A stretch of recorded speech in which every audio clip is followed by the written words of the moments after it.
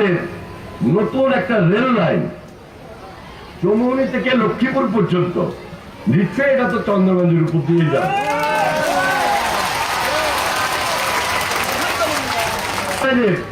অনুমোদনও আমরা পেতে যাচ্ছি ইনশাল্লাহ। এই রেল লাইনের কারণে আমরা একদম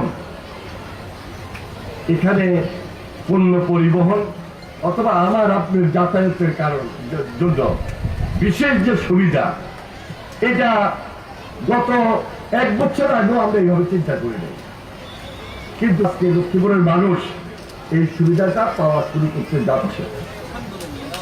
এই কাজগুলা আমি যে এককভাবে করেছি তা কিন্তু না।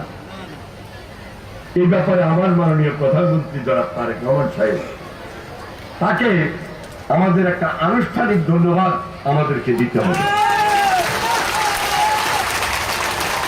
আমি আন্তরিকভাবে মাননীয় প্রধানমন্ত্রী জনাব তারেক রহমানকে ধন্যবাদ জানাই।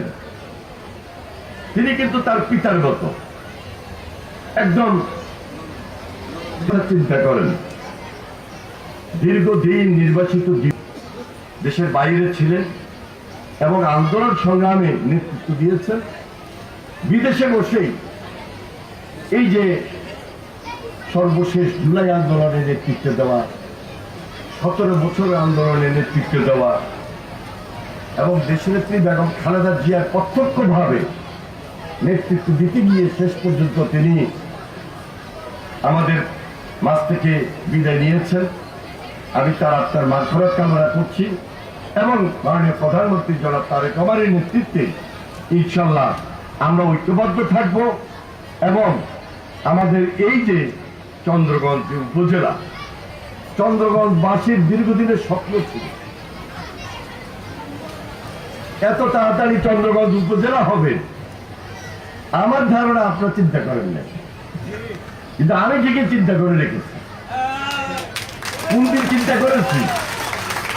যেদিন এই মাঠে আমার নির্বাচনী সমাবেশ হয়, তখন আমাদের এই অঞ্চলের যারা বিএনপির খুব দায়িত্বশীল লোক এবং আমার বড় ভাই হ্যাপি চৌধুরী যে ভাষায় জাতি এই এলাকার বাসীর সামনে ওয়াদা করেছিলেন, তখনই আমি চিন্তা করেছিলাম সবার আগে আমার কাজ হলো চন্দ্রগঞ্জকে উপজেলা পরিণত করা।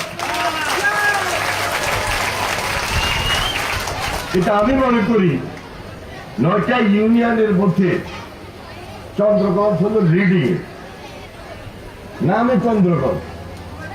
তাহলে এই যে গৌরবের, এই যে গর্বের, এই যে চন্দ্রগঞ্জের মানুষ আজকে লক্ষ্মীপুর থেকে যখন ঢাকায় যাবেন, চন্দ্রগঞ্জের মানুষ যখন বিদেশে যাবেন, চন্দ্রগঞ্জের মানুষ যখন ঢাকা, চিটাং সহ অন্যান্য দূর দূরান্তে যাবেন, তখন গর্বে তারা এত বেশি উদ্বেলিত হতে পারবে যে আমরা চন্দ্রগঞ্জ উপজেলাটা পেয়েছি, এটা আমার জন্মভূমি, এটা আমার এলাকা।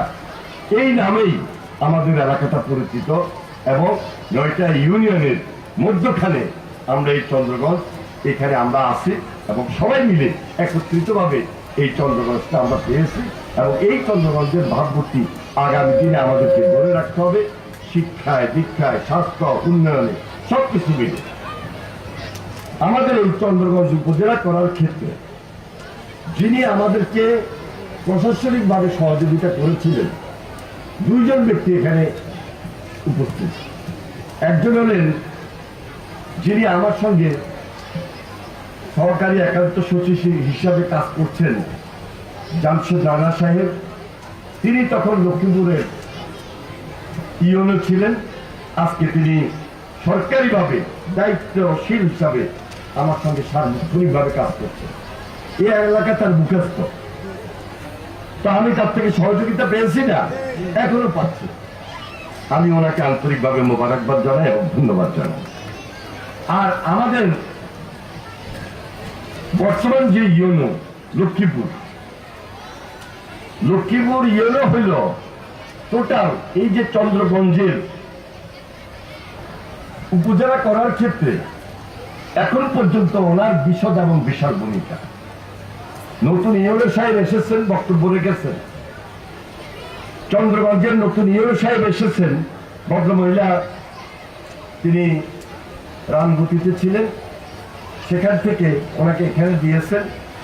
তো আমাদের লক্ষ্মীপুরের যিনি ইউরো সাহেব, ওনার গাইডেন্সে আমি আশা করছি উনি সর্বাত্মকভাবে আমাদের এই অঞ্চলের মানুষের সঙ্গে মিলিয়ে দিতে গিয়ে এমন ভাবে কাজ করবেন, আমরা মনে করব যে ওনার বাড়ি লক্ষ্মীপুরে, ওনার বাড়ি চন্দ্রগঞ্জে।